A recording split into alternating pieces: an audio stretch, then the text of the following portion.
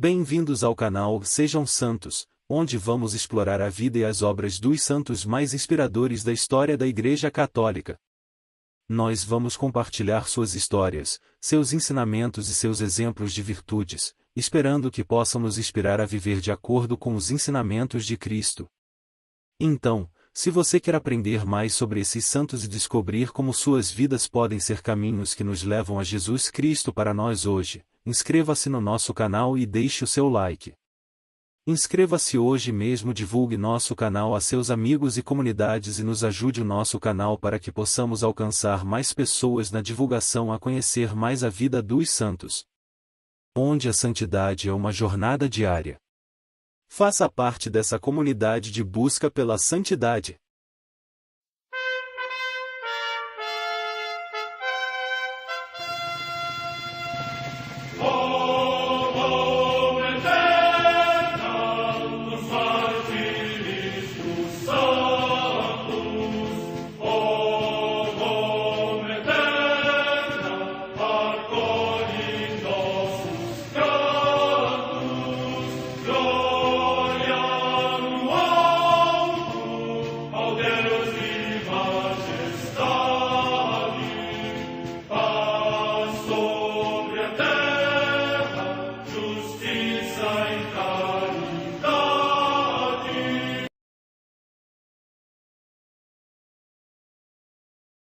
Ler a vida dos santos desperta em nós o desejo de seguir a Cristo.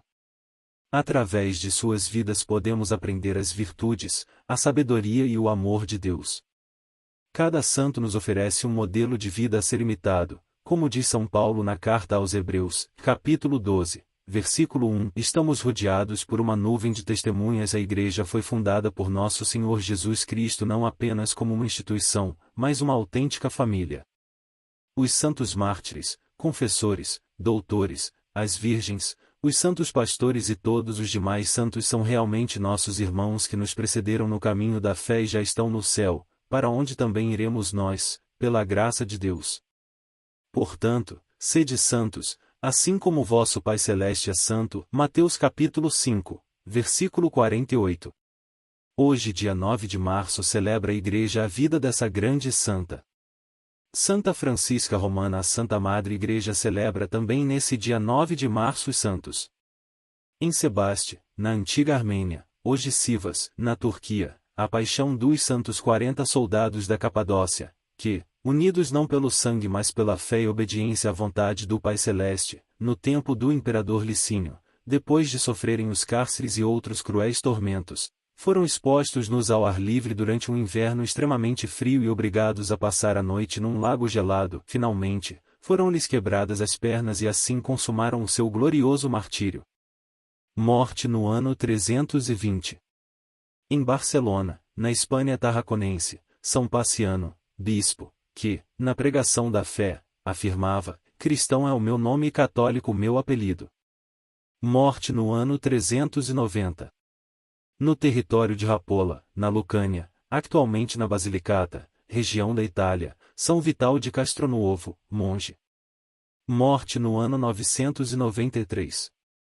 Na Morávia Oriental, hoje na Alemanha, São Bruno, bispo de Erfurt e mártir, que, enquanto acompanhava na Itália o imperador Otão III, fascinado pelo carisma de São Romualdo, abraçou a vida monástica e recebeu o nome de Bonifácio. Depois, regressando à Alemanha e ordenado bispo pelo Papa João X, no decurso de uma missão apostólica foi assassinado por idólatras com 18 companheiros. Morte no ano 1009. 6. Em Bolonha, na Emília-Romanha, região da Itália, Santa Catarina, Virgem da Ordem de Santa Clara, que, sendo ilustre nas artes liberais, mas ainda mais ilustre pelos dons místicos e pelas virtudes da penitência e da humildade, foi mestra das Virgens consagradas. Morte no ano 1463. 7. Em Mondônio, no Piemonte, região da Itália, São Domingos Sávio, que, dotado de ânimo afável e jovial já desde a infância, ainda adolescente percorreu velozmente o caminho da perfeição cristã. Morte no ano 1857. 8. Em Neicorre, na Coreia, os santos mártires Pedro Choeon e João Batista Chonchun, pais de família, que, por terem administrado o batismo e editado livros cristãos, foram condenados a vários suplícios e permaneceram de tal modo constantes na fé que causaram admiração aos seus perseguidores. Morte no ano 1866. Vida de Santa Francisca Romana.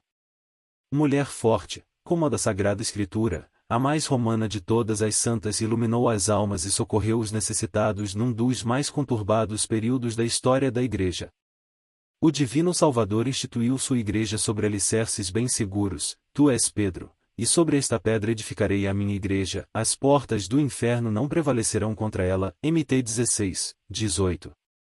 Mas, ao longo da história, as forças infernais não deixaram de investir contra essa rocha inabalável. Uma dessas investidas teve início com as agitações políticas e sociais que forçaram o Papa Clemente V a transferir, em 1309, a sede do papado para a cidade francesa de Avignon, onde os sucessores de Pedro permaneceram até 1376. Foi um longo período de conturbações que culminaram no Grande Cisma do Ocidente, de 1378 a 1417. A eclosão do cisma veio agravar ainda mais a situação, a ponto de a cidade eterna ficar reduzida a uma situação de miséria, açoitada por guerras, carestia e pestes. Nesse contexto, destacou-se como luminoso anjo da caridade uma jovem dama da alta nobreza, Santa Francisca Romana, a qual, por sua prodigiosa atividade em favor dos pobres e doentes, conquistou o honroso título de Advocata Urbis, advogada da cidade. Piedade precoce. Nascida em 1384, Francisca pertencia a uma rica família de patrícios romanos. Seus pais, Paulo Bussa de Leone e Jacovella de Brofededeschi, proporcionaram-lhe uma primorosa educação cristã. Desde a mais tenra idade, acompanhava a mãe nas práticas de piedade, como abstinências, orações, leituras espirituais e visitas a igrejas onde pudessem lucrar indulgências. Frequentava muito a Basílica de Santa Maria Nova, a preferida de sua mãe, confiada aos monges beneditinos de Monte Oliveto. Ali, Francisca começou a receber, ainda criança, direção espiritual de Frei Antônio de Monte Savelo, com quem se confessava todas as quartas-feiras. Aos 11 anos, manifestou o desejo de consagrar-se a Deus pelo voto de virgindade. Sua inclinação para a vida monástica se fez notar quando, em aconselho do diretor espiritual, para provar a autenticidade de sua vocação, começou a praticar em casa algumas austeridades próprias a certas ordens religiosas femininas. Seu pai, porém, opôs-se a esses infantis projetos, pois ela estava já prometida em casamento a Lourenço Ponziani, jovem de nobre família, bom caráter e grande fortuna.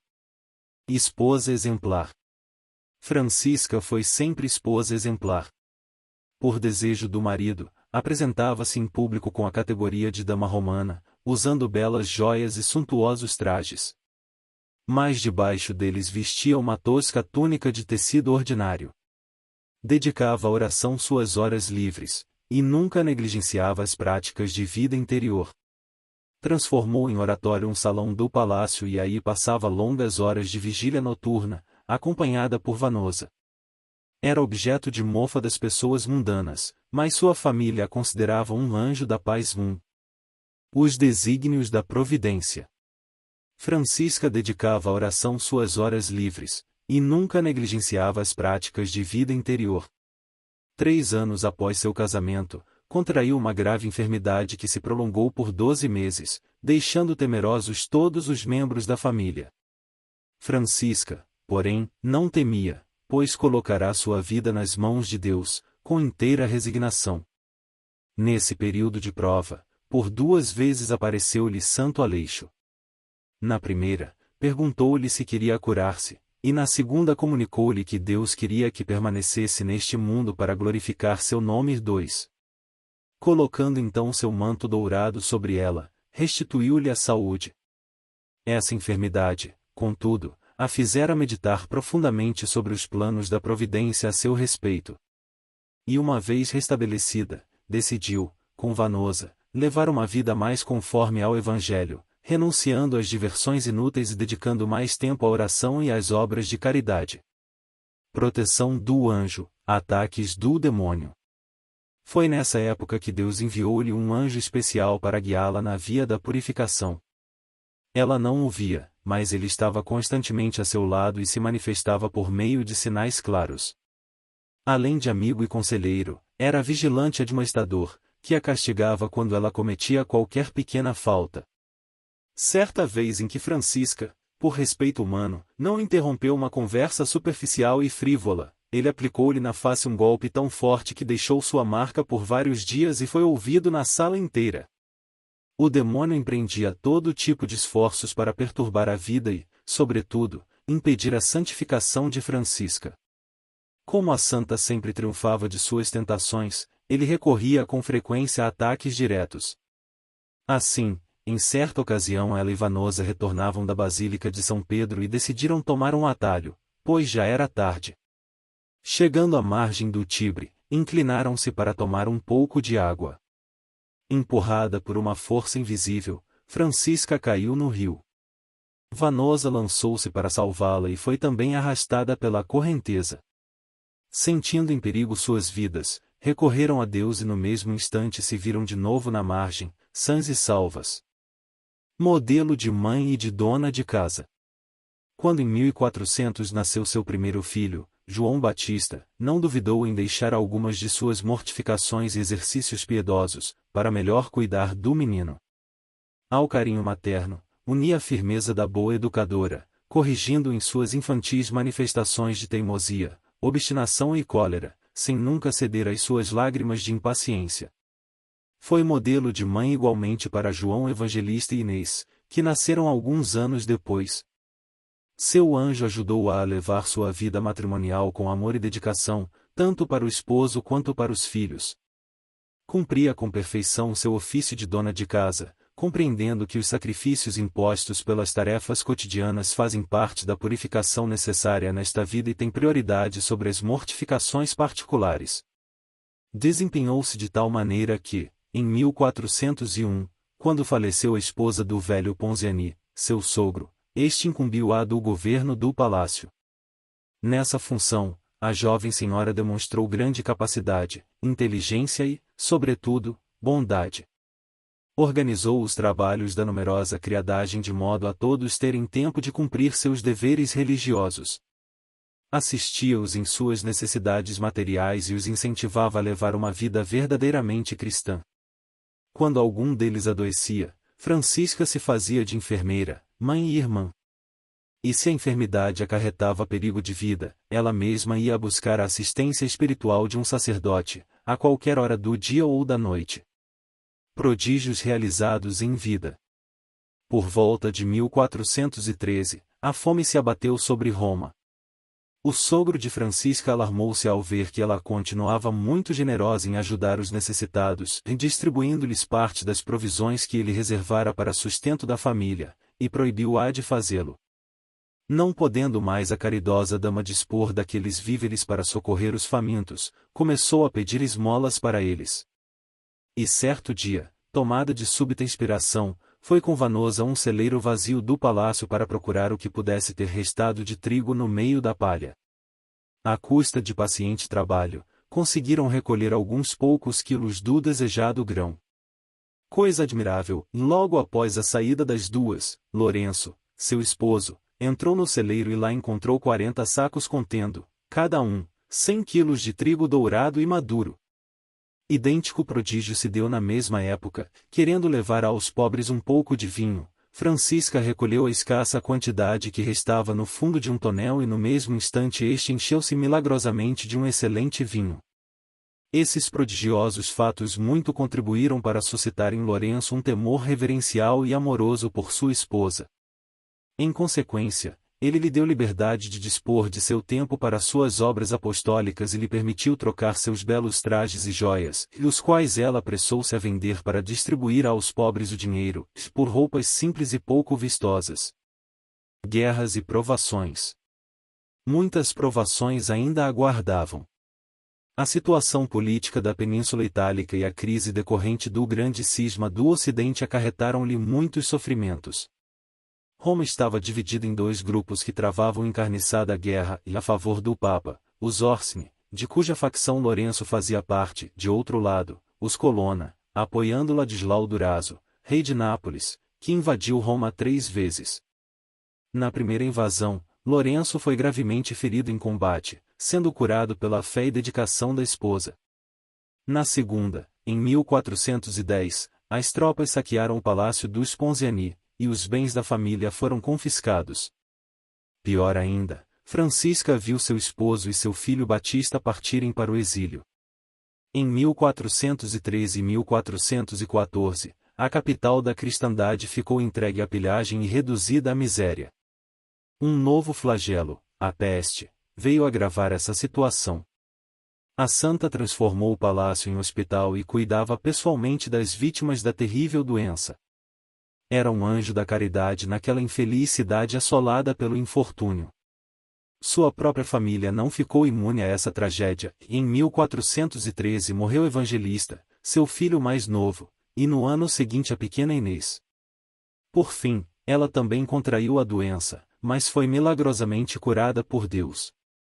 Em meio a guerras e a peste, Francisca foi um anjo da caridade naquela infeliz cidade assolada pelo infortúnio. Visões e dons sobrenaturais.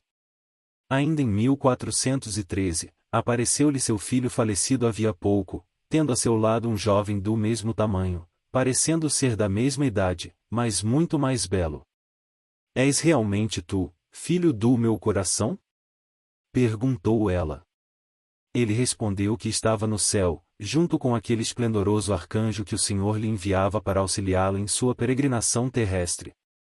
Dia e noite o verás ao teu lado e ele te assistirá em tudo, e acrescentou. Aquele espírito celestial irradiava uma tal luz que Francisca podia ler ou trabalhar à noite, sem dificuldade alguma, como se fosse dia. E lhe iluminava o caminho quando precisava sair à noite.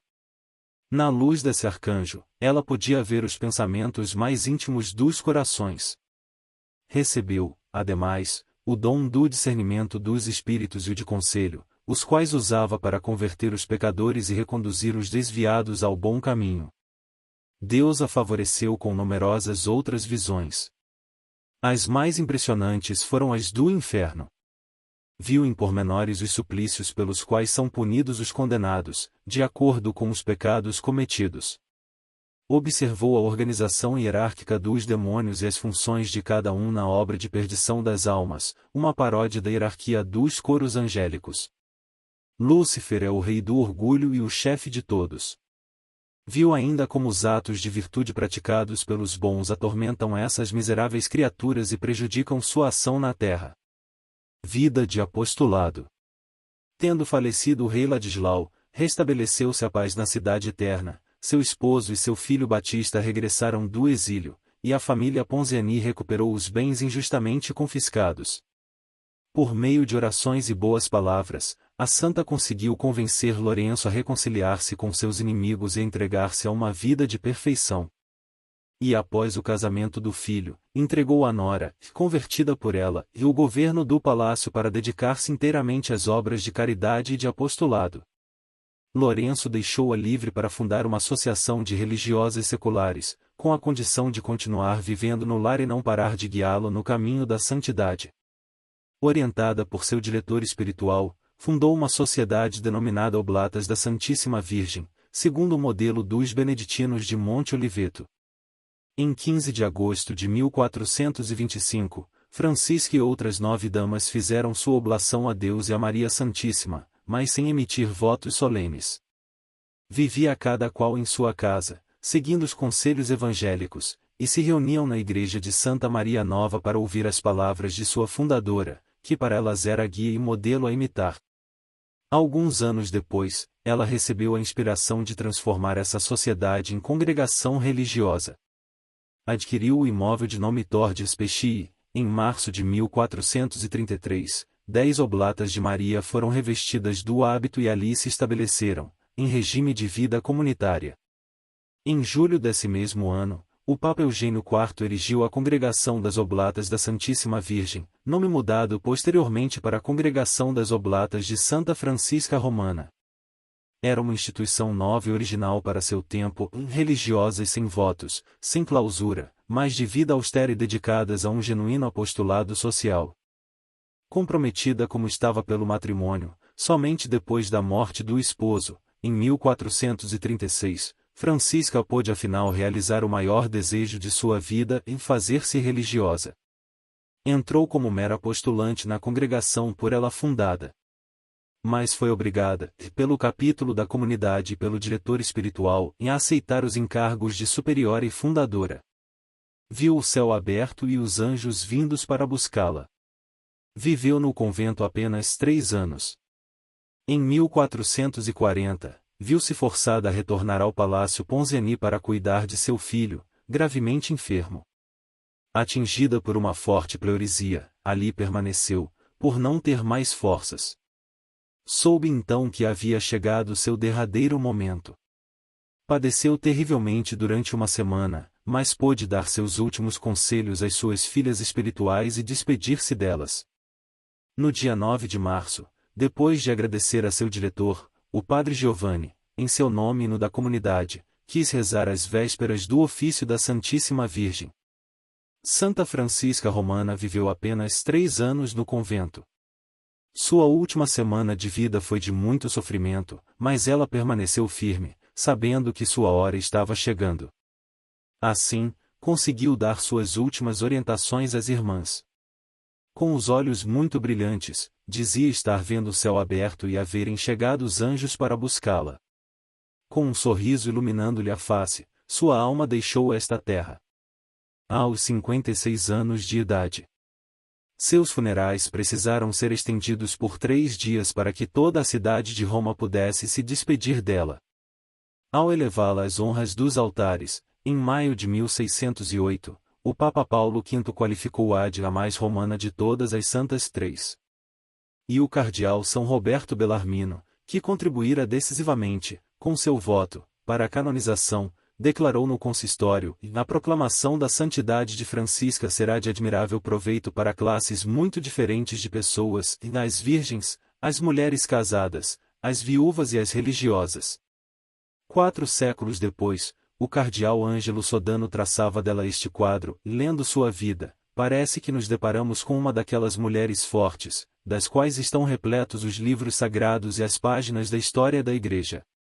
Mulher de ação, Francisca auria, contudo, de uma intensa vida de oração a força necessária para seu apostolado social. Oremos. Ó Deus, que destes a Santa Francisca Romana a graça de viver o sacramento do matrimônio, a maternidade e a vida religiosa com toda fidelidade e perseverança, dai também a nós a graça de vivermos bem nosso estado de vida, casados, solteiros ou consagrados. Que nossa vida seja abençoada pela intercessão de Santa Francisca Romana e que suas visões do céu nos ajudem a desejar e a procurar de todo o coração Pátria Celestial. Amém. Santa Francisca Romana, rogai por nós.